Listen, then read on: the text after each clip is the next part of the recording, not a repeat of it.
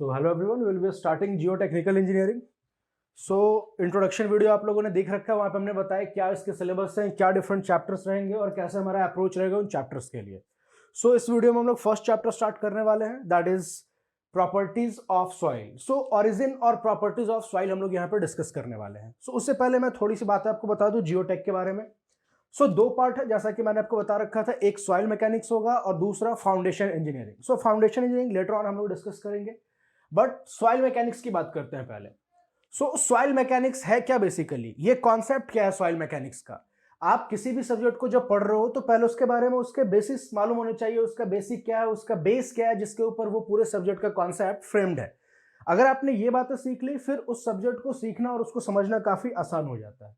जहां तक रही बात आपके जियोटेक की, आप किसी भी एग्जाम में बैठ जाओ, जेई के एग्जाम में बैठ जाओ, एई के एग्जाम में बैठ जाओ, इंजीनियरिंग सर्विसेज के एग्जाम तक में बैठ जाओ, यूपीएससी जो कंडक्ट कराती है, जियोटेक एकमात्र ऐसा सब्जेक्ट है जिसके सारे एग्जाम में इक्वली इंपॉर्टेंट वेटेज हैं. मींस किसी भी सब्जेक्ट में आप जाओगे, फॉर एग्जांपल एक एग्जांपल मैं आपको बेसिक सा दे रहा हूं, गेट की अगर आप बात कर लो, गेट में 70 मार्क्स के अगर टेक्निकल पूछते हैं तो वहां से 15 मार्क्स आपके रहेंगे सिर्फ और सिर्फ जियोटेक के. सो आप सोच सकते हो इसका इंपॉर्टेंस कितना है. फिर इसी तरीके से आप अपने जेई में आ जाओ, क्वेश्चंस वहां पे भी आपके पूछे जाएंगे, प्रीलिम्स एज वेल एज आपके कन्वेंशनल एग्जाम में. सो जियोटेक का अच्छा खासा वेटेज है, हमें काफी ध्यान से इसे पढ़ना है. एक एक छोटी छोटी बातें हम लोग सीखेंगे पहले, और इसके बाद उसके लेवल को इंक्रीज करते जाएंगे, हायर लेवल, एडवांस लेवल, ताकि हर तरह के क्वेश्चंस के लिए आप बिल्कुल अच्छे से प्रिपेयर्ड रहो. चलिए तो स्टार्ट करते हैं. सबसे पहले सॉइल मैकेनिक्स की बात करते हैं. क्या है ये सॉइल मैकेनिक्स, कहां से ये टर्म आया और इसके क्या यूजेस हैं. सो मैं हेडिंग दे लूं पहले, जैसा कि मैंने बोला जियोटेक है, जियोटेक के दो पार्ट, पहले हम लोग सॉइल मैकेनिक्स यहां डिस्कस कर रहे हैं. So I will be writing है soil mechanics. So soil mechanics basically what is this soil mechanics. So इसमें दो टर्म है आपके, एक हो गया सॉइल, दूसरा हो गया मैकेनिक्स. तो पहले सॉइल की बात करते हैं. सॉइल क्या है आपका. ऐसे तो अगर आप अपने लैंग्वेज में हम लोग बात करें तो हम लोग कह सकते हैं सॉइल मतलब मिट्टी. चलिए ठीक है, सॉइल का मतलब मिट्टी तो होता ही है, हमें सब लोगों को मालूम है. टेक्निकल टर्म की अगर मैं इसकी बात करूं, क्योंकि आपसे तो टेक्निकल इसकी नॉलेज जाननी है, आपसे ऐसा तो है नहीं कि आप किसी एग्रीकल्चर डिपार्टमेंट में पढ़ रहे हो और आप जाओगे वहां से आपसे पूछेंगे सॉइल क्या है, और आपने बोला सर सॉइल तो मिट्टी होती है. फिर उधर से जवाब आएगा बेटा हमें मालूम है कि सॉइल का मतलब मिट्टी होती है. ये आपके पॉइंट ऑफ व्यू से, इंजीनियरिंग पॉइंट ऑफ व्यू से सॉइल क्या है. सो अगर मैं सॉइल को डिफाइन करना चाहूं, so soil is an unconsolidated material. So part by part break करते हैं. मैंने कहा सॉइल एक अनकॉन्सोलिडेटेड मटेरियल है. चलिए सबसे फर्स्ट मैं लिख लेता हूं, फिर इसे एक्सप्लेन करते हैं, नेक्स्ट बात इसके बारे में देखेंगे. सो सबसे पहले मैंने आपको क्या बोला, soil is an unconsolidated material. अब यहां पे टर्म आया, ये अनकॉन्सोलिडेटेड का मतलब क्या होता है. आपके दिमाग में सबसे पहला डाउट आएगा, sir what is this unconsolidated. सो मैंने बोल दिया soil is an unconsolidated material. चलिए अनकॉन्सोलिडेटेड का मतलब क्या होता है पहले ये समझते हैं. अनकॉन्सोलिडेटेड आपके कॉन्सोलिडेटेड का ऑपोजिट है, दैट मीन्स हमें कॉन्सोलिडेटेड समझना पड़ेगा. कॉन्सोलिडेटेड का क्या मतलब होता है, उसके बेसिस पे हम अनकॉन्सोलिडेटेड की बात कर सकते हैं. चलिए सो कॉन्सोलिडेटेड का मतलब क्या होता है, एक जगह इकट्ठा होना. आप सारे डिफरेंट पार्टिकल्स को, इस टर्म में हम पार्टिकल्स की बात करेंगे, या फिर अगर नॉर्मल टर्म में भी बात कर लो, डिफरेंट कंपोनेंट्स हैं, डिफरेंट पार्ट्स हैं, डिफरेंट पार्टिकल्स हैं, इन सबको आपने इकट्ठा एक साथ जोड़ करके रखा है, ज्वाइन करके रखा है. So this is consolidated. ये हो गया कॉन्सोलिडेटेड. तो मैंने जैसे ही बोला अनकॉन्सोलिडेटेड, जैसे ही मैंने ये टर्म बोला आपका अनकॉन्सोलिडेटेड, अब आपको बात समझ में आ गई होगी कि अनकॉन्सोलिडेटेड का मतलब क्या हो रहा है.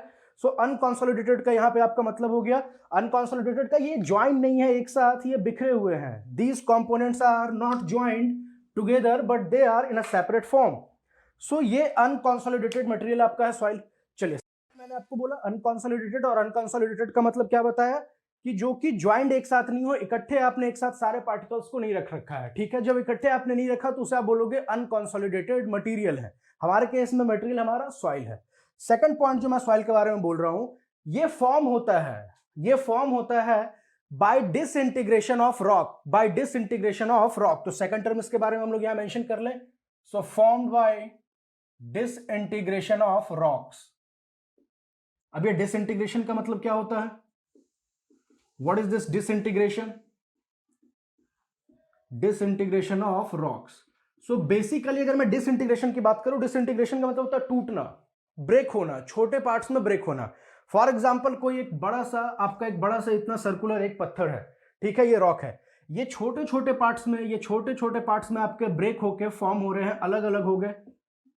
तो ये आप इसे क्या बोलोगे कि इस बड़े सॉइल का टूटना हुआ, इसका डिसइंटीग्रेट होना हुआ, और डिसइंटीग्रेट के बाद छोटे छोटे टुकड़ों में ये बट गया है। So that is formed by disintegration of rock. चलिए, तो पहली बात हमने देखी कि ये अनकंसोलिडेटेड है। दूसरी बात हमने सीखी कि ये फॉर्म हो रहा है रॉक्स के, पत्थर के टूटने से। अब ये जो टूटने का जो प्रोसेस है ना आपका, इस प्रोसेस को, इस प्रक्रिया को हम लोग क्या बोलते हैं? This is known as weathering. इसे आप लोग बोलते हो वेदरिंग, ठीक है। तो वेदरिंग जो आपके होते हैं ना, जो टूटने की प्रोसेस है आपके, ये दो तरह के हो सकते हैं, या तो फिजिकल होंगे या फिर केमिकल होंगे, या तो फिजिकल होंगे या फिर केमिकल होंगे। सो अगर मैं बात करूं इस डिसइंटीग्रेशन की, तो मैं यहां से बोल सकता हूं कि ये वेदरिंग है, और इस वेदरिंग को, इस टूटने के प्रोसेस को हम दो पार्ट में डिवाइड करते हैं। और वो दो पार्ट कौन कौन से हैं? मैंने बोला एक है हमारा फिजिकल, मींस फिजिकल वेदरिंग, और दूसरा हमारा हो जाएगा chemical weathering. So physical and chemical weathering. चलिए, फिजिकल वेदरिंग का मतलब क्या हुआ? फिजिकल वेदरिंग का मतलब ऑब्वियस सी बात है, आप सारे लोगों को मालूम है, फिजिकल टर्म कहीं पे भी जुड़ रहा है, दैट मीन्स इसका मतलब ये होता है कि कांटेक्ट जो आपका है बॉडी टू बॉडी कांटेक्ट है। मीन्स फॉर एग्जांपल, आप किसी के साथ, आपने अपना हाथ किसी दूसरे के बॉडी के ऊपर रखा, ये फिजिकल कांटेक्ट है आपका। सो फिजिकल कांटेक्ट में प्रेजेंस बॉडी का होना जरूरी है। सो उसी तरीके से अगर मैं फिजिकल वेदरिंग की बात करूं, सो यहां पे ये टूट रहा है आपका रॉक, ये रॉक का जो टूटना हुआ फिजिकली, इसका मतलब ये कैसे टूटा? एग्जांपल मैं आपको देता हूं, ध्यान से सुनेंगे। आपका एक बड़ा सा पत्थर रखा हुआ है, नदी आपकी बह रही है, नदी आपकी बह रही है। ये नदी का पानी जो है, ये नदी की जो धार है, वो बार बार उस पत्थर के ऊपर गिर रही है, बार बार उस पत्थर के ऊपर गिर रही है। कुछ समय के बाद, कुछ समय मतलब मैं ऐसा नहीं बोल रहा हूं 5-10 मिनट 20 मिनट की बात कर रहा हूं, कुछ समय बाद मतलब हो सकते हैं 2 महीने 4 महीने या 2-4 साल लग जाए, या 10-20 साल लग जाए। इस पर्टिकुलर टाइम के बाद वो रॉक, वहां का जो पत्थर था, बड़ा सा पत्थर, वो टूट के छोटे छोटे पार्ट में बिखर गया। सो इस केस में, इस कंडीशन में आपके जो रिवर ने इस पत्थर को तोड़ा, इसे हम बोलेंगे कि फिजिकल वेदरिंग प्रोसेस है हमारा। और ये जो वाटर था यहाँ पे, ये जो पानी थी, बहती हुई पानी, ये आपका एजेंट है फिजिकल वेदरिंग का, ये आपका एजेंट है फिजिकल वेदरिंग का। सिमिलरली अगर मैं केमिकल वेदरिंग की बात कर लूं, सो केमिकल वेदरिंग में ऐसा नहीं है कि आपका पानी रहेगा या फिर आपके ग्रेविटेशनल फोर्सेस रहेंगे, ये सब चीजें नहीं रहती हैं। वो रिएक्शन होता है जो आपका केमिकल रिएक्शन है। केमिकल रिएक्शन जैसे कि फॉर एग्जांपल, आप देखते हो आपका एक लोहे का रॉड है, आपने घर में भी अपने देखा होगा, उस लोहे के रॉड में थोड़े दिनों के बाद जंग लग जाती है, थोड़े दिनों के बाद जंग लग जाती है, जिसे आप बोलते हो सर ये रस्टिंग हो गई, या कोरोड कर गया, या कोरोजन हो गई। एक्चुअल में वो क्या है? एक्चुअल में वो क्या है? वो रस्ट जो किया, वो जो जंग लग गई, वो क्या हुआ? फिजिकल फोर्सेस कुछ था क्या वहां पे? किसी ने कुछ वहां पे आके रख दिया या उसे तोड़ दिया, इसकी वजह से हुआ? नहीं, ऐसा नहीं हुआ। ये आपके जो एटमॉस्फेयर में ऑक्सीजन प्रेजेंट था, ये ऑक्सीजन उस आयरन के साथ, जो आयरन वार है, जो एफई आप बोलते हो, फेरस या फेरिक, जिस भी फॉर्म में हो, वो उसके साथ केमिकली कंबाइंड किया, रिएक्शन कैरी आउट किया, और वो ऑक्सीजन की एक लेयर, ऑक्सीजन की एक परत उसके ऊपर बैठ गई। इसी ऑक्सीजन की लेयर को आप बोल रहे हो कि वो रस्ट कर चुका है, वो जंग लग चुकी है। सो सिमिलर प्रोसेस आपके सॉइल के केस में भी, सिमिलर प्रोसेस आपके सॉइल के केस में भी। रॉक्स है, रॉक्स ओपन सरफेस पे है, ऐसा तो है नहीं ना कि रॉक आपके किसी घर के अंदर है या फिर किसी ऊपर कोई कवर्ड सरफेस के अंदर लाई करेगा, वो तो नेचुरली आपके ओपन ग्राउंड में है, ओपन एयर में है, ओपन सरफेस में। यही ऑक्सीजन प्लस और भी बहुत सारे वहां पे हो सकते हैं, कार्बन डाइऑक्साइड के प्रेजेंट हो सकते हैं वहां पे कोई और केमिकल्स हो, इसकी वजह से वो उस पत्थर के साथ रिएक्ट करेगा। और ये रिएक्शन टाइम बहुत शॉर्ट पीरियड में नहीं होता, बहुत ही लॉन्ग पीरियड में होता है, ठीक है। तो ये रिएक्शन क्या, इस रिएक्शन की वजह से भी, इस रिएक्शन की वजह से भी वापस से ये बड़ा सा पत्थर जो है, ये बड़ा सा रॉक है, ये टूटेगा, छोटे पार्ट्स में बिखर जाएगा। So again that is weathering. So ये जो मैंने आपको बोला कि form by disintegration of rock, so disintegration means weathering. Weathering के दो पार्ट हो गए, फिजिकल और केमिकल। फिजिकल क्या होता है वो मैंने आपको बताया, केमिकल क्या होता है वो मैंने आपको बताया। तो ये जो मैंने फिजिकल में वाटर की बात की, या ग्रेविटेशनल फोर्स की बात की, या विंड की बात की, विंड का मतलब क्या होता है? Blowing air. एयर जब ब्लो कर रहा है, हवा जब बह रही है, उसे आप बोलते हो विंड है, ठीक है। तो ये विंड, वाटर, या फिर आपके ग्रेविटेशनल फोर्सेस, ये सारे फिजिकल वेदरिंग एजेंट्स हैं, फिजिकल वेदरिंग एजेंट्स हैं। और ये जिस टाइप की वेदरिंग कैरी आउट कर रहे हैं, जिस टाइप का डिसइंटीग्रेशन कैरी आउट कर रहे हैं, उसे हमने बोला physical weathering. Similarly chemical weathering agents की अगर मैं बात कर लूं, ऑक्सीडेशन, रिडक्शन, कार्बोनेशन, ये सारे केमिकल प्रोसेस है जिसकी वजह से रॉक आपके छोटे पार्ट्स में ब्रेक होंगे। चलिए, सो ये मैंने बोला कि ये तो वेदरिंग होता है। जो सेकंड पॉइंट हमने एक्सप्लेन किया कि soil is formed by disintegration of rocks. चलिए, अब ये जो फिजिकल वेदरिंग होगा या फिर केमिकल वेदरिंग होगा, इनके बीच का बेसिक डिफरेंस क्या रहेगा? आप सोच सकते हो इसके बीच का बेसिक डिफरेंस क्या होगा। चलिए, बिल्कुल यहां पर डिफरेंस आएगा। जब एजेंट्स अलग हैं, जब प्रोसेस अलग है, तो यहां डिफरेंस भी आएगा कुछ। और ये डिफरेंस क्या होगा? ये डिफरेंस क्या होगा? चलिए इसे हम देखते हैं। फिजिकल वेदरिंग से अगर सॉइल आपका फॉर्म हुआ है, तो वो जिस भी रॉक से फॉर्म हुआ है, जैसा कि हमने यहां सेकंड पॉइंट में देखा कि रॉक के टूटने से, रॉक के डिसइंटीग्रेट होने से फॉर्म होगा। सो जिस भी रॉक से ये डिसइंटीग्रेट होकर आपका जो भी सॉइल वहां पे फॉर्म हुआ है, उस सॉइल की प्रॉपर्टी और उस रॉक की प्रॉपर्टी सेम होगी। मींस ये जो रॉक हुआ ना, इसे बोलते हैं पेरेंट मटेरियल। ठीक है, जैसे कि बच्चे हो, आप बच्चे हो तो आपके मम्मी पापा जो है वो आपके पेरेंट्स हो गए, आप उनसे फॉर्म हुए हो, आप उनके एक पार्ट हो। सो सिमिलरली रॉक से फॉर्म हुआ है सॉइल, सो रॉक आपका पेरेंट मटेरियल हो गया, सॉइल आपका चाइल्ड मटेरियल हो गया। तो ये जो पेरेंट मटेरियल की प्रॉपर्टी होगी ना, ये जो रॉक की प्रॉपर्टी होगी ना, वैसे ही प्रॉपर्टी होगी आपके सॉइल की भी जो इससे फॉर्म हुआ है। कंडीशन क्या है कि फिजिकल वेदरिंग से फॉर्म हुआ हो। कंडीशन क्या है? अगर ये फिजिकल वेदरिंग से फॉर्म हुआ है तब ये बात होगी। केमिकल वेदरिंग में अब आप लोगों को समझ में आ गया होगा, खुद से बता सकते हो। सो केमिकल वेदरिंग का मतलब आप बोलोगे कि सर यहां पर डिफरेंस होगा, पेरेंट रॉक मटेरियल जो है उसके प्रॉपर्टी के जैसी प्रॉपर्टी सॉइल की नहीं होगी। क्यों नहीं होगी? रीजन है, लॉजिक है इसके पीछे, बहुत ही सिंपल सा। केमिकल रिएक्शन टेक प्लेस किया, आपने बचपन से पढ़ा रखे हैं, आपने स्कूल्स में पढ़े होंगे, अपने कॉलेजेस में पढ़े होंगे, पॉलिटेक्निक में पढ़े होंगे आपने। केमिकल रिएक्शन जब भी कैरी आउट होता है, केमिकल रिएक्शन जब भी होता है, उसका आप क्या बोलते हो? फॉर एग्जांपल, आपका एक मटेरियल है ए, ये बी के साथ ऐड होके रिएक्ट किया और फॉर्म किया C+D। तो ये जो C और ये जो D है ना, वो ए और बी के जैसा सेम थोड़ी ना होगा। ए बी के साथ रिएक्ट होकर कोई तीसरा कंपाउंड भी तो फॉर्म कर सकता है, कोई तीसरा मटेरियल भी तो फॉर्म कर सकता है। सो आप नहीं कह सकते कि सी की प्रॉपर्टी ए या बी के जैसी होगी। इनके मिक्सचर से कुछ मिलती जुलती प्रॉपर्टी हो सकती है, बट एग्जैक्टली आप नहीं कह सकते कि हू बहू ये अपना जेरॉक्स कॉपी है। तो ये केमिकल वेदरिंग में आप नहीं कह सकते, बट फिजिकल वेदरिंग में ये बात की जा सकती है। सो यहां पे हम लोग क्या लिख सकते हैं फिजिकल वेदरिंग के बारे में? चलिए यहां पे मैं एक पॉइंट लिखता हूं। So if rock is formed, if soil is formed from rock, अगर रॉक के साथ सॉइल फॉर्म हो रहा है, किस तरीके से? बाय फिजिकल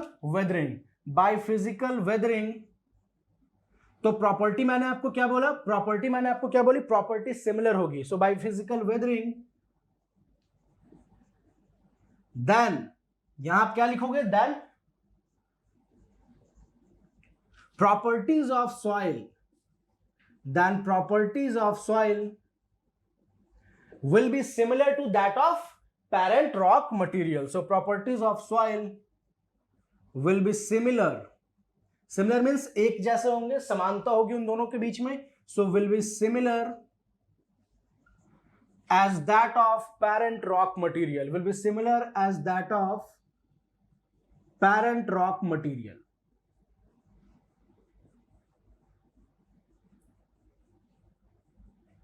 तो ये तो बात हमने की फिजिकल वेदरिंग में।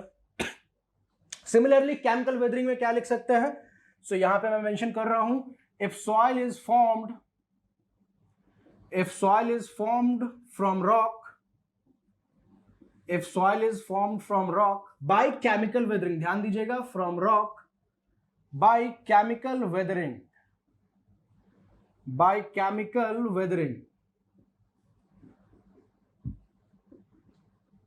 सो इसकी प्रॉपर्टी क्या होगी? Property will be dissimilar to that of parent rock material.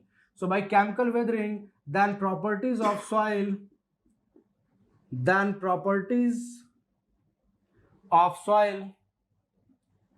will be different from its parent rock material,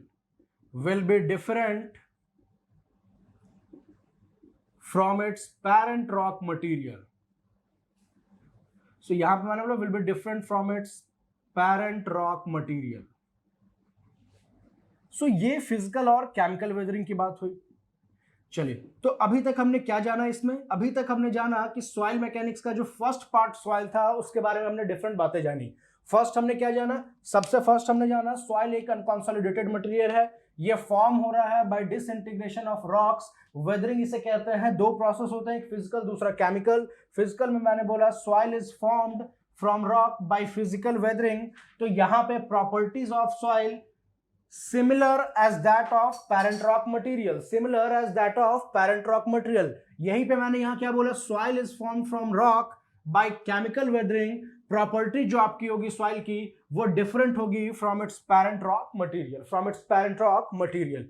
तो जो भी चीजें मैंने आपको अंडरलाइन कर रखी है रेड पेन से, इसका मतलब वो उसके बारे में इंपॉर्टेंट बातें हैं। तो आप जब भी पढ़ाई कर रहे हो आप पहले नोट्स बनाओगे अपने, फिर जब आप रिवीजन करते हो रिवीजन के टाइम पे सिर्फ इन पॉइंट्स को आप ध्यान दोगे और आपका पूरा चीज रिकॉल हो जाएगा, पूरी बातें आपको याद आ जाएंगी। बट मैंने क्या बोला, याद रखेंगे रिवीजन के टाइम पे। ऐसा नहीं कि पहली बार में ही सर ने बोला था सर ये इंपॉर्टेंट है सिर्फ यही पढ़ लेते हैं, पहली बार में तो आप पूरी बातें पढ़ोगे। जब बार बार रिवाइज कर रहे हो तो रिवीजन में कॉमन सेंस की बात है, रिवीजन में आपका टाइम कम लगना चाहिए जितना आपने पूरे पढ़ने में टाइम लगाया। तो कैसे करोगे, ये एक तरीका होता है, तो आप इस तरीके को किसी भी सब्जेक्ट में अप्लाई कर सकते हो अपने लिए। चलिए, तो ये हमने सॉइल के बारे में जाना। एक और बात, लास्ट बात, सॉइल का जो फॉर्मेशन हो रहा है ना, जिस प्रोसेस से ये फॉर्म होता है उस प्रोसेस को हम लोग बोलते हैं pedogenesis. So the process of formation of soil is known as pedogenesis. So terms का बहुत खास ध्यान रखेंगे, एग्जाम में डायरेक्टली भी पूछ लेते हैं, 4 ऑप्शंस दे देंगे और आपके क्वेश्चन बना देंगे वहां से। तो टर्म्स, इनके बीच में जितने भी टर्म्स आते हैं, जो भी प्रॉपर्टीज आ रहे हैं, वो सारी चीजें इंपॉर्टेंट है आपके थ्योरेटिकल पॉइंट ऑफ व्यू से। आपके थ्योरेटिकल क्वेश्चन जब पूछते हैं तो इसी तरीके से पूछेंगे, ठीक है। तो उसके लिए सेपरेटली आपको नहीं पढ़ना होता है कि सर सिर्फ ये पढ़ूंगे या वो पढ़ूं। आपके पूरे सिलेबस का नाम उसने दे रखा है, उस सिलेबस में कहीं से भी पूछ सकते हैं, तो आपको भी खुद को इसी तरीके से प्रिपेयर करना है। तो लास्ट पॉइंट मैंने सॉइल के बारे में क्या लिखनी है, यहाँ पे मैं लिखने जा रहा हूं process of formation of soil, process of formation of soil, और इसे हम लोग क्या बोलते हैं, पेडोजेनेसिस। याद रखिएगा term, process of formation of soil is known as pedogenesis, it is known as pedogenesis. चलिए, तो ये बातें तो हो गई सॉइल के बारे में, ठीक है। सेकंड टर्म आता है मैकेनिक्स, सेकंड टर्म आता है मैकेनिक्स। सो सॉइल के साथ मैकेनिक्स टर्म यहां पे यूज करने का क्या लॉजिक है, बेसिकली आपके मैकेनिक्स के जितने भी लॉज होते हैं, मैकेनिक्स के लॉज आपके जो भी हैं, फोर्स किस तरीके से एक्ट कर रहा है, ये सारी चीजें आप पढ़ते हो वहां पे। तो हमें यह नहीं जानना फोर्सेस कैसे एक्ट कर रहे हैं, हमें सिर्फ ये जानना है कि वो जो मैकेनिक्स के लॉ हैं, वो जो हाइड्रोलिक्स के लॉ हैं, हाइड्रोलिक्स मतलब जो वाटर से रिलेटेड मैकेनिक्स के लॉ होते हैं। So mechanics as well as hydraulics, इन दोनों के लॉ जो आपने सॉइल पे अप्लाई किए, तो क्या चेंज हमको देखने को मिला, क्या इफेक्ट आया, क्या उसके ऊपर इफेक्ट पड़ा उन लॉज को अप्लाई करने के बाद, उसके बारे में हम लोग पढ़ते हैं पूरे सॉइल मैकेनिक्स के बारे में। सो अगर सॉइल मैकेनिक्स की बात करूं तो हम क्या बोल सकते हैं, so application of laws of mechanics and hydraulics over soil is known as, इस स्टडी को हम लोग बोलेंगे सॉइल मैकेनिक्स। और ये सॉइल मैकेनिक्स का टर्म सबसे पहली बार दिया था कार्ल टर्जागी ने, कार्ल टर्जागी, उसने सबसे पहले सॉइल मैकेनिक्स टर्म यूज किया था। तो याद रखेंगे इस बात को, Karl Terzaghi use the term.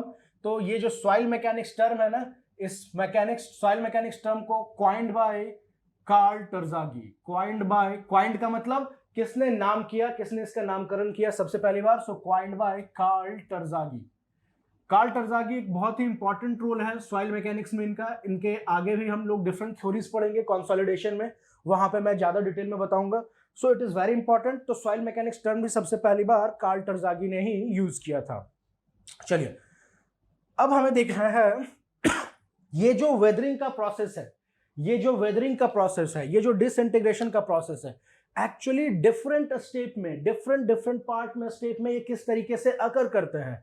So soil की जो फॉर्मेशन है, इसके 4 स्टेप होते हैं, सॉइल के फॉर्मेशन के 4 स्टेप होते हैं। पहला आपका होता है इरोजन, दूसरा होता है transportation, third one is deposition, और लास्ट आपका अपहीबल होता है। किसी भी सॉइल के फॉर्मेशन में ये प्रोसेस देखने को मिलेंगे। अब इसमें से कोई एक पार्ट आपके एक स्पेशल टाइप ऑफ सॉइल में नहीं होता।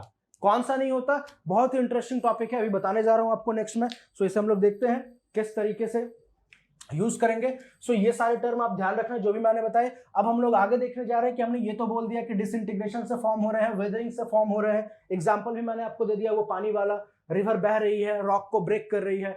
सो एक्चुअल में ये प्रोसेस डिफरेंट स्टेप्स में होते हैं, इसके डिफरेंट स्टेप्स हैं। सो वो डिफरेंट स्टेप्स क्या है वो हम लोग यहाँ पे डिस्कस करने वाले हैं। सो ध्यान देंगे। सो मैंने आपको क्या बोला, बेसिकली 4 स्टेप्स हैं, 4 स्टेप्स होते हैं सॉइल के फॉर्मेशन में। फर्स्ट स्टेप आपका क्या बोला मैंने, फर्स्ट स्टेप इज इरोजन। क्या है इरोजन, हम लोग डिटेल में देखेंगे इसके बारे में। दूसरा आपका टर्म मैंने बोला, दूसरा टर्म मैंने आपका बोला ट्रांसपोर्टेशन। सो ये ट्रांसपोर्टेशन होगा। इसके बाद डिपोजिशन है और फाइनल वन इज अपहीवल। ये टर्म्स हो सकता है आपके लिए न्यू हो, कोई बात नहीं, हम लोग इसके बारे में काफी डिटेल में यहाँ पे देखने वाले हैं। सो आपका कोई भी डाउट नहीं रहने वाला है, बहुत ध्यान से आप पढ़ोगे इस चीज को।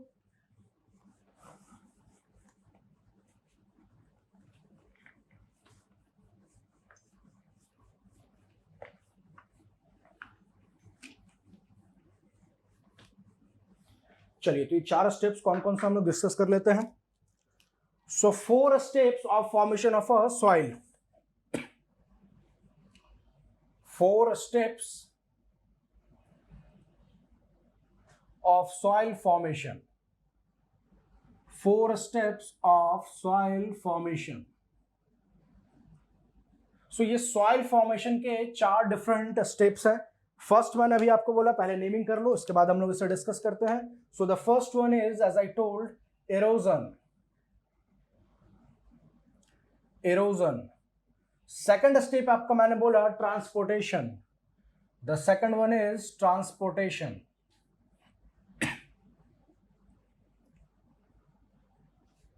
थर्ड स्टेप जो हमने यहां पे देख रहे हैं, थर्ड स्टेप मैंने आपको क्या बोला, deposition. Deposition. And the fourth one is upheaval. Upheaval क्या है, ये सारे टर्म बताता हूं अभी मैं आपको एक एक करके। चलिए इरोजन की बात करते हैं सबसे पहले। इरोजन आपका प्रोसेस, वही डिसइंटीग्रेशन की जो हमने बात की थी ना, वो डिसइंटीग्रेशन ही इरोजन है एक्चुअली। इरोजन का भी मतलब यही होता है, सॉइल इरोड कर रहा है या इरोज कर रहा है, इरोजन प्रोसेस अकर कर रहा है। दैट मीन्स वो सॉइल की जो ऊपरी सतह है, वो जो अपर लेयर है, अब ये सॉइल की ऊपरी सतह की बात कर रहा हूं, मीन्स यहाँ पे सॉइल की ऊपरी, सॉइल के फॉर्मेशन की बात हो रही है। सो वो अपर लेयर किसका होगा, ऊपरी सतह किसकी होगी, उस रॉक की बात कर रहा हूं जिससे सॉइल फॉर्म होने वाला है। सो इस रॉक के अपर लेयर का, इस रॉक के अपर लेयर का जो डिसइंटीग्रेशन हुआ किसी भी फोर्सेस से, फिर वो पानी की वजह से हो रहा हो या जिस भी चीज की वजह से हो रहा हो, वो हमें नहीं जानना। हमें ये जानना है कि ये जो लेयर जो है, उसका टॉप सरफेस जो है, ये आपका क्या कर रहा है, ब्रेक कर रहा है, उससे डिटैच हो रहा है, उससे अलग हो रहा है, ठीक है, सरफेस का। So this is erosion, this is erosion. चलिए एक डायग्राम बनाता हूं, इस डायग्राम को हम लोग ध्यान से देखेंगे। बेसिकली आपको रॉक्स कहां देखने को मिलेंगे, हिली एरियाज में, माउंटेन्स में, ऐसे जगहों पे आप रॉक्स देखने को मिलोगे। चलो अब इसको देखो, मैं इरोजन क्या बोल रहा था आपको। ये जो आपका है ना, ये जो टॉप लेयर्स, ये सरफेस जो होगा, इसका सरफेस होगा, ये सरफेस ब्रेक हो रहा है, डिसइंटीग्रेट हो रहा है। सो इसे ही हम लोगों ने बोल दिया कि ये आपका क्या होगा, इरोजन, या फिर इसे बोलते हैं इरोड होना। सो जस्ट लाइक कॉन्सेप्ट जो आपके लोहे के बारे में बात की मैंने, करोजन की, वही चीज यहां पे सॉइल के साथ हो रहा है, रॉक के साथ हो रहा है, उसे हमने बोल दिया इरोजन। चलिए, तो ये इरोजन है, फर्स्ट स्टेप है आपका। सो इरोड होके क्या होगा, ये छोटे छोटे पार्ट्स में, यहां से, ये वही रॉक्स है, ये जो ब्लैक लाइन मैंने बना रखा है हिल के शेप का, माउंटेन के शेप का, सो ये उसी के रॉक का छोटा छोटा पार्ट ब्रेक होके आपका आगे चला गया। सो इससे हमने बोला इरोजन। सेकंड स्टेप है ट्रांसपोर्टेशन। ट्रांसपोर्टेशन का मालूम आपको सब लोगों को, मतलब मालूम है, ट्रांसपोर्ट करने का मतलब एक जगह से दूसरे जगह ले जाना, एक जगह से दूसरे जगह ले जाना। तो एक जगह से दूसरी जगह कैसे जाएंगे, छोटे छोटे टुकड़े। ऐसा तो है नहीं ना कि वो आप वहां पे गाड़ी करोगे, एक कार करोगे, उसके लिए उसमें ये बैठ जाएंगे और ये फिर आगे बढ़ जाएंगे, ऐसा तो नहीं होने वाला यहाँ पे। चलिए, तो यहाँ पे ट्रांसपोर्टेशन कैसे होगा। अब इस ट्रांसपोर्टेशन में डिफरेंट चीजें आने वाली हैं। वो ट्रांसपोर्टेशन हो सकता है वहां तेज हवा चल रही है और इस तेज हवा ने उस टुकड़े को, छोटे छोटे टुकड़े को अपने साथ आगे लेके चले गए, जहां तक हवा गई वहां तक ये इनके साथ हो लिए।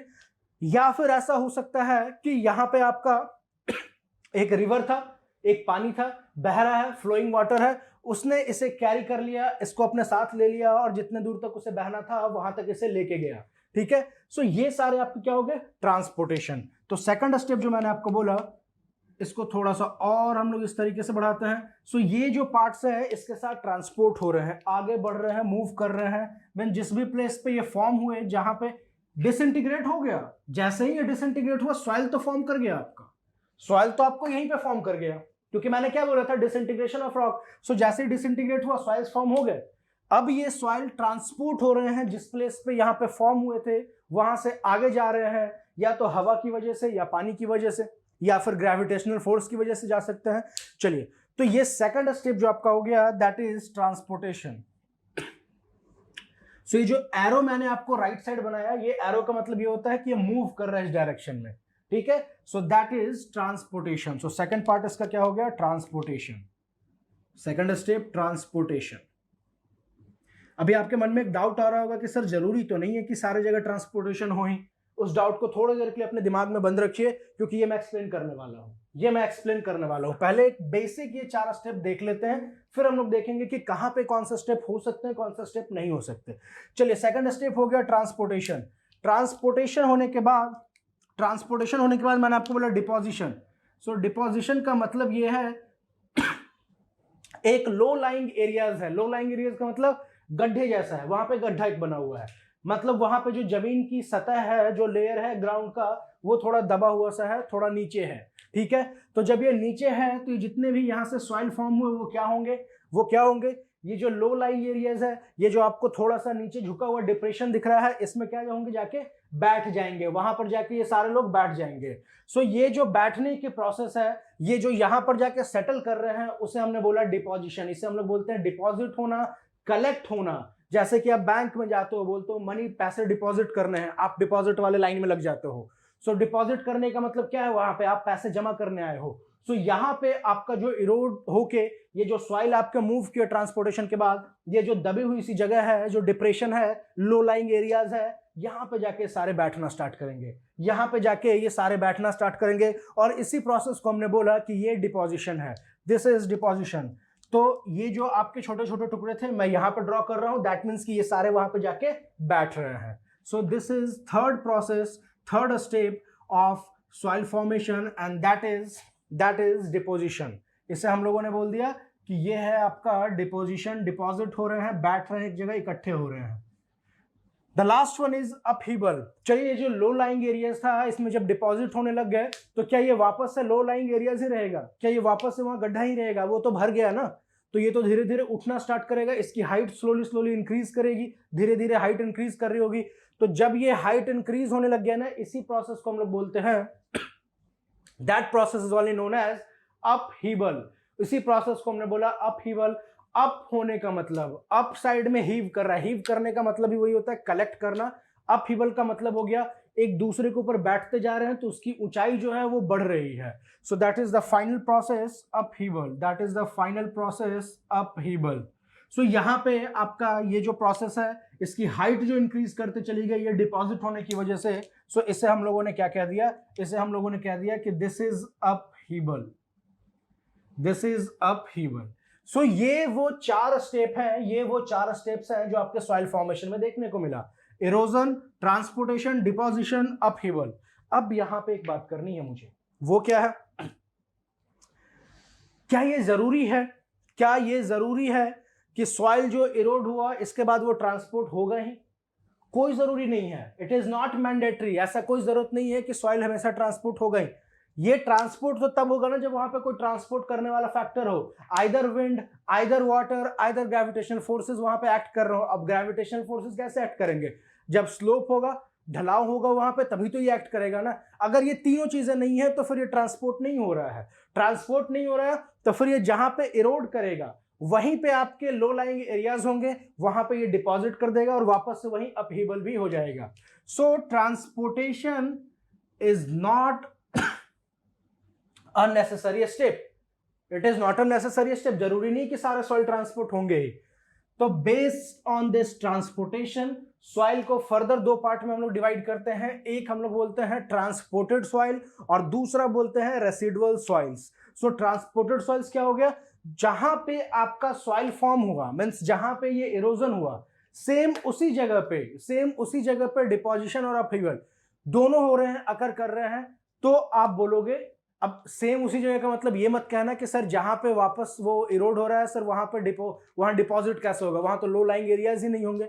सेम प्लेस पे, इन द सेंस मैं ये कहना चाह रहा हूं, फॉर एग्जाम्पल हिमालय की घाटी में आप जाओ, वहां पे अगर फॉर्म हो रहा है, वहां पे इरोजन हो रही है, तो वो सॉइल मिलेगा भी आपको हिमालय घाटी में ही, हिमालय वैलीज में ही मिलेगा, तो आप उसे ट्रांसपोर्टेड नहीं बोलोगे। बट वही सॉइल जो फॉर्म हो रहा है वहां हिमालय घाटी में, इरोजन हो रही हिमालय घाटी में, और पानी के साथ बहते बहते वो पंजाब या हरियाणा तक आ गया है, तो अब इस केस में आप नहीं बोलोगे कि वो आपका सॉइल ट्रांसपोर्ट नहीं हुआ, ये ट्रांसपोर्टेशन का मतलब होता है। ठीक है, तो जो डिस्टेंस होती है ना, लॉन्गर डिस्टेंस की बात करते हो, बड़े डिस्टेंस की बात करते हो, तब ट्रांसपोर्टेशन का मतलब होता है। सो बेसिक सा डिफरेंस समझ में आया होगा आपको। चलिए, तो मैंने क्या बोला, जिस भी एरिया में, जिस भी लोकेलिटी में आपका ये इरोजन अकर किया, उसी एरिया में, उसी लोकेलिटी में अगर आपका सॉइल मिल रहा है देखने को, वहीं पे वो सॉइल पाया जा रहा है, तो आप बोलोगे वैसे सॉइल को रेसिडुअल सॉइल्स, रेसिडुअल सॉइल्स, या फिर आप उसे बोल सकते हो non transported soils. Non transported soils means उसकी ट्रांसपोर्टेशन नहीं अकर की, जिस एरिया में वो फॉर्म हुआ उसी एरिया में वो पाया भी जा रहा है। सो दैट इज रेसिडुअल और non transported soil. On the other hand just इसका रिवर्स कर दो, सॉइल जैसा कि एग्जांपल आपको मैंने दिया, हिमालय की घाटी में फॉर्मेशन हुई, मिल रहा है पंजाब, हरियाणा, उत्तर प्रदेश, कहीं पे भी आपको, सो ऐसे मिल रहे हैं, तो फिर आप क्या बोलोगे उसे, फिर आप क्या बोलोगे उसे कि वो ट्रांसपोर्टेड सॉइल्स हैं, वो ट्रांसपोर्टेड सॉइल्स हैं। चलिए, तो मैं यहाँ पे बता दूं, सॉइल को बेसिकली दो मेजर कैटेगरी में हमने डिवाइड किया, एक हो गया ट्रांसपोर्टेड सॉइल, दूसरा हो गया रेसिडुअल सॉइल्स। तो मैं यहाँ पे क्या मेंशन कर दूं, मैं यहाँ पे लिख दूं, और ये क्लासिफिकेशन है on the basis of transportation, जिस प्लेस पे वो फाइंड हो रहे हैं और वहां से ट्रांसपोर्ट हुए या नहीं हुए, इसके बेसिस पे मैंने दो पार्ट में डिवाइड किया। कौन कौन से बोल दिया मैंने पार्ट, एक मैंने आपको बता दिया, the first one I told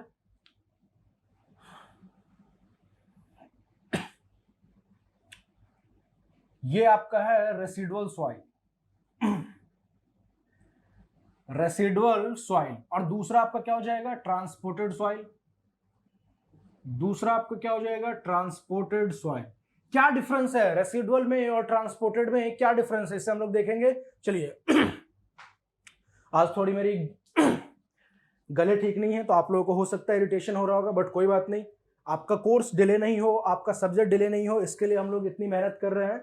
तो हमें रिटर्न में क्या चाहिए आपसे, हमें रिटर्न में क्या चाहिए आपसे, नेक्स्ट ईयर आपके रैंक आने चाहिए बहुत अच्छे से, रैंक आप बहुत अच्छे लाने वालों, जिस भी एग्जाम को दोगे उस एग्जाम में बहुत अच्छे रैंक आप लोगों के चाहिए, सेम डेडिकेशन आप लोगों के लिए भी होना चाहिए, आप लोगों की तरफ से हमारे लिए। ठीक है, चलिए, तो देखते हैं यहाँ पे। तो रेसिडुअल के बारे में मैंने आपको क्या बोल दिया, रेसिडुअल के बारे में मैंने आपको क्या बोल दिया, सो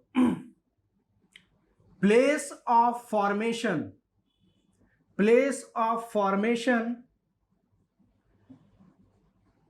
आपका सेम है, place of formation and place of finding, मतलब जहां पे आपने वो सॉइल फाइंड किया उसी जगह पे वो सॉइल फॉर्म भी हुआ था, तो आप बोलोगे रेसिडुअल सॉइल्स है। So place of formation and place of finding, and place of finding is same, place of finding is same. चलिए, तो जब ये हो गया तो आप बोलोगे रेसिडुअल सॉइल, इस रेसिडुअल सॉइल को आप बोल सकते हो नॉन ट्रांसपोर्टेड सॉइल्स है। तो एग्जाम में क्या होता है, कई बार आपको दूसरे दूसरे वर्ड पूछ लेते हैं, आपको मालूम होता है, अब जैसे आपको मालूम है रेसिडुअल सॉइल क्या है, वहां पर उन्होंने नॉन ट्रांसपोर्टेड पूछ लिया, आप शॉक्ड रह जाओगे, आप बोलोगे सर आपने तो बताया नहीं नॉन ट्रांसपोर्टेड, कभी सिलेबस के बाहर का क्वेश्चन पूछ दिया, सिलेबस के बाहर का क्वेश्चन नहीं पूछा, जैसे कि मैंने आपको बताया रेसिडुअल का मतलब नॉन ट्रांसपोर्टेड भी बोल सकते हो, और ये तो खुद का भी थोड़ा सा कॉमन सेंस लगाना था कि ये ट्रांसपोर्टेड है तो नॉन ट्रांसपोर्टेड का मतलब क्या होगा, उसका उल्टा, और उसका उल्टा कौन सा था, रेसिडुअल सॉइल था, उसका अपोजिट कौन सा था, रेसिडुअल सॉइल था। ठीक है, तो यहां तो मैंने लिख दिया आपको रेसिडुअल के साथ साथ, हो सकता है कई बार चीजें मैं नहीं लिखूं, कई बार मैं नहीं लिखूं, लेकिन मैं अगर बोल रहा हूं तो जो चीजें बोल रहा हूं उसको भी कैच करना है। मैंने कुछ बातें बोली, अगर मैंने यहां मेंशन नहीं की तो जब आप वीडियोस देख रहे हो तो खुद का भी नोट्स वहां से बना लेना है। ठीक है, ये तरीका होना चाहिए। चलिए, सो नॉन ट्रांसपोर्टेड और रेसिडुअल सॉइल, तो अब ट्रांसपोर्टेड के बारे में क्या बोल दोगे, place of formation and place of finding is different. So place of formation, इसके बारे में अगर हम लोग बात करें, so place of formation and place of finding is different. Place of formation and place of finding is different. तो ये दोनों प्लेसेस अगर डिफरेंट है, एक सर्टेन डिस्टेंस पे मिल रहा है, तो आप इसे बोल दोगे ट्रांसपोर्टेड सॉइल, इसे हम लोग बोल देंगे ट्रांसपोर्टेड सॉइल। चलिए, सो ये तो हमने देख लिया सॉइल का फॉर्मेशन कैसे हो रहा है क्या डिफरेंट स्टेप्स हैं, सॉइल का मतलब क्या होता है, और major classification on the basis of transportation. इतनी बातें तो हमने देख ली। इससे पहले हमने देखा था कि सॉइल टर्म क्या है, सॉइल के डिफरेंट प्रॉपर्टीज क्या है, ठीक है। चलिए अब हम लोग देखने वाले हैं डिफरेंट टाइप्स ऑफ सॉइल। आप बोलोगे sir different types of soil बता तो दिया आपने, ट्रांसपोर्टेड नॉन ट्रांसपोर्टेड, ये तो बेस्ड ऑन द ट्रांसपोर्टेशन है। अब आपके रेसिडुअल भी तो बहुत तरह के सॉइल हो सकते हैं, ट्रांसपोर्टेड भी तो बहुत तरीके के सॉइल हो सकते हैं। चलिए तो ये डिफरेंट क्लासिफिकेशंस ऑफ सॉइल हम लोग यहां पे देखने वाले हैं। सो ऐसे तो आपने पढ़ रखा होगा, आपने कभी जनरल नॉलेज में भी पढ़ा होगा कि एलुवियल सॉइल होते हैं, ब्लैक सॉइल होते हैं जिसे आप बोलते हो काली मिट्टी, जलोढ़ मिट्टी, ये सारी चीजें आपने पढ़ी होंगी वहां पे, ठीक है। बलुई मिट्टी जिसे आप लोग सैंडी सॉइल बोलते हो। तो हमें वो सारी चीजें यहां नहीं देखनी, हमें टेक्निकल एस्पेक्ट देखने हैं, टेक्निकल प्रॉपर्टीज इंजीनियरिंग सिग्निफिकेंस के लिए, इंजीनियरिंग प्रॉपर्टीज के बेसिस पर डिफरेंट टाइप्स ऑफ सॉइल्स कौन कौन से होते हैं यहाँ पे। चलिए तो हम लोग डिफरेंट टाइप्स ऑफ सॉइल्स यहाँ पे डिस्कस करेंगे। ऐसे तो सॉइल्स की अगर आप डिफरेंट टाइप्स की बात करो तो सैकड़ों सॉइल हैं, 200, 300, 400, 500 डिफरेंट टाइप के सॉइल्स मिल जाएंगे, बट इतना हमें नहीं पढ़ना। हमारा प्राइम कंसर्न क्या है, हम यहाँ पे ज्ञान लेने को नहीं आए हैं, हम यहाँ पे एग्जाम क्वालिफाई करने को आए हैं। तो हमारा सारा टारगेट बस रहेगा कि हमारे एग्जाम पॉइंट ऑफ व्यू से नेसेसरी क्या है, हमारे एग्जाम के क्वालिफाई करने को हमें क्या क्या चीजें पढ़नी है, सिर्फ हम वो जानेंगे। तो वैसे इंपॉर्टेंट कुछ सॉइल्स के टाइप हैं वो हम लोग बताने वाले हैं। एलुवियल सॉइल बताऊंगा आपको मैं, इसके बाद हम लोग पढ़ेंगे लैकेस्ट्रीन सॉइल, मैरीन सॉइल, इसी तरीके से लुअस सॉइल पढ़ते हैं। इसके बाद हम लोग पढ़ेंगे वहां पे एओलियन सॉइल, उसके बाद कॉलुवियल सॉइल। सो ये सारे कुछ डिफरेंट सॉइल्स हैं जिसके बारे में हम लोग यहाँ पर देखेंगे, और इन सारे सॉइल्स की कुछ एक खास प्रॉपर्टी है। तो सिर्फ वो एक एक लाइन का वन लाइनर हमें उस प्रॉपर्टी को समझना है, और इस डिफरेंट टाइप्स ऑफ सॉइल से आपके क्वेश्चंस बहुत सारे एग्जाम में मिलते हैं। अगर आपने प्रीवियस ईयर के क्वेश्चन बैंक देखे होंगे तो अभी जो जो टर्म मैं बताने जा रहा हूं ये सारे टर्म आपको किसी न किसी एग्जाम में दिखे होंगे कि हाँ सर ये तो उस एग्जाम में पूछा था। तो इसका मतलब क्या हुआ कि अभी जो मैं बोलने जा रहा हूं ये डिफरेंट टाइप्स, 8-10 जो डिफरेंट टाइप्स बताऊंगा वो बहुत ही इंपॉर्टेंट है आपके एग्जाम के लिए। हमारा नेक्स्ट टॉपिक क्या है इसमें, डिफरेंट टाइप्स ऑफ सॉइल। मैंने डिफरेंट टाइप्स ऑफ सॉइल में आपको फर्स्ट क्या बोला है, एलुवियल सॉइल। देखते हैं क्या है ये types of soil. The first one is alluvial soil.